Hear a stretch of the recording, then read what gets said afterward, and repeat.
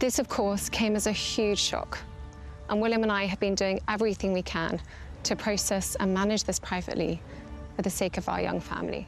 The removal trucks arrived at Adelaide Cottage before dawn on August 15, 2025. By 6 a.m, palace staff were loading centuries-old furniture, family photographs and the children's belongings into unmarked vehicles for the 4-mile journey to their new home. The secrecy wasn't about security, it was about avoiding the questions that this move was already generating within royal circles. Prince William and Catherine weren't just changing houses. According to multiple palace sources, they were making a statement that has left King Charles deeply uncomfortable and senior courtiers questioning the future of the royal family dynamic. The property they chose tells the story. Forest Lodge, a £20 million Georgian mansion with 58 acres, 8 bedrooms, and all the independence that 3 centuries of royal protocol have been designed to prevent. This wasn't a family outgrowing their cottage. Palace insiders describe it as William's most significant assertion of autonomy since his marriage, a move that signals his readiness to operate outside his father's while Charles is still very much the king. But the timing raises disturbing questions. Why now, when Charles is battling cancer and needs family unity most? What message does this send about William's patience with traditional royal arrangements? And what does King Charles's alleged displeasure really mean for the future of the monarchy? Picture the scene at Adelaide Cottage on that August morning, as the first rays of sunlight filtered through the Windsor Great Park trees. This wasn't the chaotic rush of a typical family move. It was a carefully orchestrated operation that had been months in the planning. The cottage that William and Catherine were leaving had been their home for 3 years, a period that many royal watchers considered some of the most stable in recent royal history. Adelaide Cottage, despite its modest name, was still a Crown Estate property, still within the secure boundaries of Windsor Castle grounds, still under the protective umbrella of royal oversight. But Forest Lodge represented something entirely different. The Georgian mansion they were moving to sits on 58 acres of private grounds, complete with its own lake, stables, tennis courts and swimming pool. Most significantly,